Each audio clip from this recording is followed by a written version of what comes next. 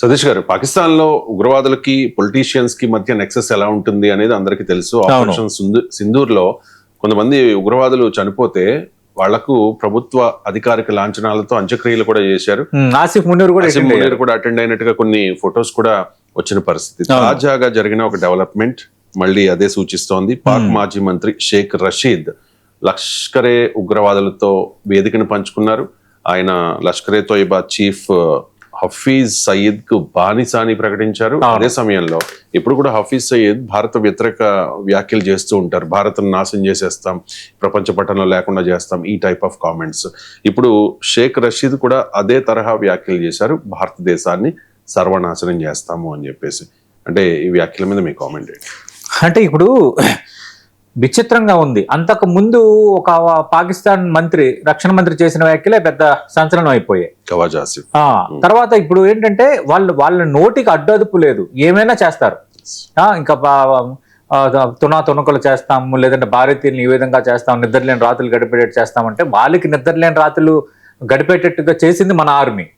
Operation సింధూర్లో భాగంగా మొత్తం ఉగ్ర స్థావరాలను ధ్వంసం చేస్తే కింద మీద పడి అమెరికా కాళ్ళు వేళ్ళ బతిమాలాడి మళ్ళీ యుద్ధాన్ని ఆపండిరా బాబు, మేము ఇంకా ఏం చేయలేకపోతున్నాము అని చేతులు ఎత్తేసిన ఒక దయనీయమైన పరిస్థితి పాకిస్తాన్ ఆర్మీది, పాకిస్తాన్ది. కానీ ఇంకేంటంటే వాళ్ళకి ఇంకా బుద్ధి రావట్లేదు. అంటారు కదా, కుక్కతో ఒక వంకర అంటారు కదా, అదంతే. దాన్ని మనం ఎవడూ ఏమీ మార్చలేడు. ఎందుకు ఇది చెప్తున్నానంటే, ఇమ్రాన్ ఖాన్ నేతృత్వంలో ఈ పాకిస్తాన్ ప్రభుత్వంలో 2020 నుంచి 2022 వరకు ఈ అంతర్గత వ్యవహారాల మంత్రిగా పనిచేశారు ఎవరు? అవామీ ముస్లిం లీగ్ అధినేత షేక్ రషీద్ అహ్మద్. ఆయన నేను ఒక వేదిక పంచుకుంటూ, ఎవరితో వేదిక పంచుకున్నారు? అంతర్జాతీయంగా నిషేధించిన, బ్యాన్ చేసిన లష్కరే తోయిబా ఉగ్రమోఠాతో కలిసి వేదిక పంచుకున్నారు. ఇక్కడ అది గమనించాలి. ఒకటి. రెండోది, భారత్ పైన అత్యంత భయంకరమైన వ్యాఖ్యలు చేశాడు ఆయన. ఏమంటాడు? 26/11 ముంబై దాడి సూత్రధారి హఫీజ్ సయీద్కు నేను బానిసను. నువ్వు బానిసవి అయితే వాడు కాలు నాకు, వాడికి సేవలు చెయ్యు. నువ్వు బానిసవి అయితే భారత్పై మాట్లాడతావా? ఆయన ఇంకా భారత్లో పక్షులు కూయవు, ఇక గుళ్ళ గంటలు కూడా మోగవు అంటూ ఇప్పుడు వ్యాఖ్యలు చేస్తున్నాడు. మిస్టర్ షేక్ రషీద్ అహ్మద్, భారత్లో పక్షులు కూయవు, గుళ్ళు గంటలు కూడా మోగవు అంటున్నారు కదా. ఇప్పుడు మీ దేశంలో ముందు మీ పరిస్థితి చక్కదిద్దుకోండి. బలూచిస్తాన్ ఒక స్వతంత్ర దేశంగా ప్రకటించుకుంది. అక్కడ మొత్తం పూర్తి స్థాయిలో ఆఫ్ఘనిస్తాన్తో, భారత్తో అందరితో గొడవలు, తాలిబాన్లతో గొడవలు. అత్యంత దయనీయమైన పరిస్థితిలో ఉన్నారు మీరు. అమెరికా, మిగతా దేశాల శరణు వచ్చుతున్నారు, ఏం చేయాలో తెలియని పరిస్థితుల్లో. పైకి మాత్రం మామూలు ప్రకటనలు ఉండవు. ఇది ఫ్యాక్షన్ సినిమాల్లో హీరోలు చేసిన ప్రకటనలు, లేదంటే విలన్లు చేసే హుకరింపులు, ఇవే ఇలా ఉంటాయి వీళ్ళు పాకిస్తాన్ నేతల మాటలు. ముందు నీ ఇల్లు చక్కదిద్దుకో. నువ్వు మా భారతదేశంలో పక్షులు కోస్తాయో కూయవో ఇక్కడ పక్షులకు తెలుసు. అలాగే గుళ్ళలో గంటలు మోగాలా లేదు, గంట కొట్టేవాడి మీద ఆధారపడి ఉంటుంది కానీ నీ మీద ఆధారపడదు. భారత్పై విషం కక్కటం అన్నంత దౌర్భాగ్యం లేదు. ముందు నువ్వు ఇమ్రాన్ ఖాన్ ప్రభుత్వంలో మంత్రిగా పనిచేశావు. అంటే ఇమ్రాన్ ఖాన్ నీకు భిక్ష పెట్టాడు, రాజకీయ భిక్ష. ఆయన ప్రధానిగా ఉన్నప్పుడు నువ్వు మంత్రివర్గంలో ఉన్నావు. మరి నీకు రాజకీయ భిక్ష పెట్టిన ఇమ్రాన్ ఖాన్ బతుకున్నాడో లేదో తెలియని అయోమయ పరిస్థితి ఉంది మీ దేశంలో. అలాంటి అయోమయ పరిస్థితి ఉన్నప్పుడు నువ్వు భారతదేశంపై మాట్లాడతాం, భారతదేశంపై దాడులకు సూత్రధారైన హఫీజ్ సయీద్కు నేను బానిసని ఎవరిని నువ్వు బెదిరిస్తావు? బెదిరించిన వాళ్ళందరినీ అత్యంత ఘోరమైన రీతిలో బెదరగొట్టిన చరిత్ర భారత్కు ఉంది, భారత ఆర్మీకి ఉంది, భారత్కి సంబంధించిన రహస్య వ్యూహాలకు ఉంది. అందుకు ఇదేంటంటే తాటాకు చెప్పులకి ఎవరు బెదర్రు. ఇలాంటి పిచ్చి పిచ్చి మాట్లాడటం అనేది మీలాంటి వాళ్ళకే చెందుతుంది.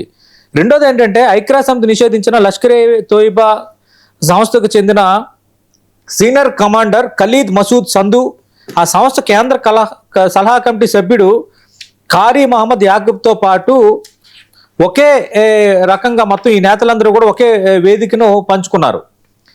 వాళ్ళు ఏమంటున్నారంటే, దేశంలో చట్టం భద్రతను రక్షించాల్సిన ఒక మాజీ హోంమంత్రి వేలాది మంది అమాయకు ప్రాణాలను తీసిన ఉగ్రవాదులతో కలిసి నవ్వుతూ కనిపించడం అనేది ఎంత దుస్థితో, అతను ఆ ఉగ్రవాదికి బానిసను ప్రకటించడం అంతకు మించిన దౌర్భాగ్యం లేదు.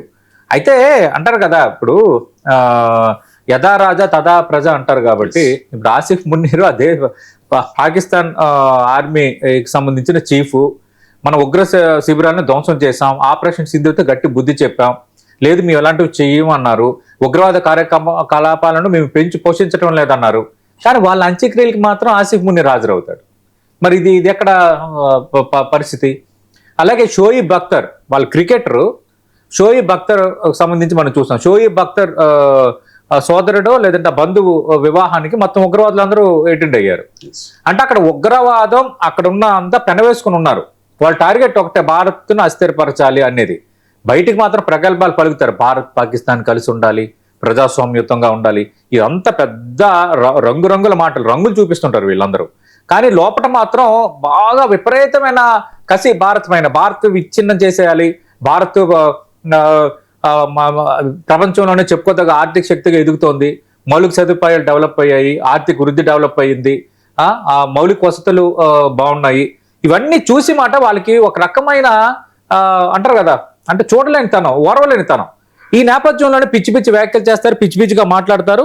నేను అందుకు అంటున్నా, ఆ మంత్రి ఎవరైతే ఉన్నారో మాజీ మంత్రి, ఫస్ట్ ఇమ్రాన్ ఖాన్, నీకు రాజకీయ భిక్ష పెట్టిన ఇమ్రాన్ ఖాన్ ఉన్నాడో లేదు ముందు అది క్లారిటీ తెచ్చుకో. నువ్వు భారత్ను బెదిరించడం అనేది అది తప్పు.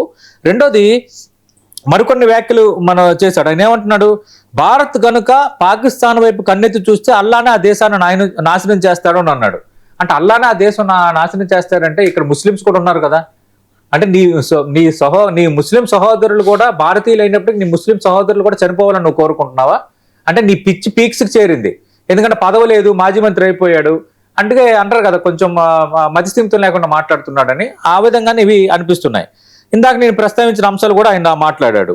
అలాగే అమెరికా పర్యటనకు వెళ్ళినప్పుడు తన ఫోన్లో హఫీజ్ సయీద్ నంబర్ ఉందన్న ఏకైక కారణంతో అమెరికా అధికారులు తను దేశం నుంచి పంపించేశారని గర్వంగా చెప్పుకుంటున్నాడు.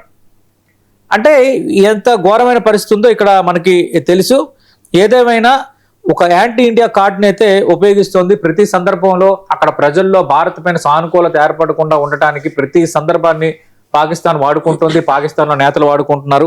మనకు తెలుసు, అంతర్జాతీయ నిధుల కోసం financial action task force FATF అంటారు, గ్రే లిస్ట్ నుంచి తప్పించుకోవడానికి హఫీజ్ సయీద్ జైల్లోనే ఉన్నాడని పాకిస్తాన్ కోర్టులు నాటకం ఆడుతున్నాయి. కానీ హఫీజ్ సయీద్ బహిరంగంగానే తిరుగుతున్నాడు, అనుచరులకు, లష్కర్ నేతలకు ఆ దేశ మాజీ హోంమంత్రులు అండగా నిలుస్తున్నారు అనడానికి ఇంతకు మించిన బిగ్ ఎగ్జాంపుల్ లేదు.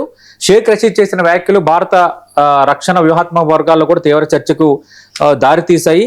ఖచ్చితంగా దీనికి తగ్గట్టుగా సరైన సమాధానం ఉంటుంది. అలాగే పాకిస్తాన్ యొక్క వైఖరిని అంతర్జాతీయ వేదికలపై ఎండగట్టడానికి ఇలాంటి ఎగ్జాంపుల్స్ బాగా ఉపయోగపడతాయి. మీరు అలాగే మాట్లాడండి, మాకు ఇలాగే ఉపయోగం చేయండి.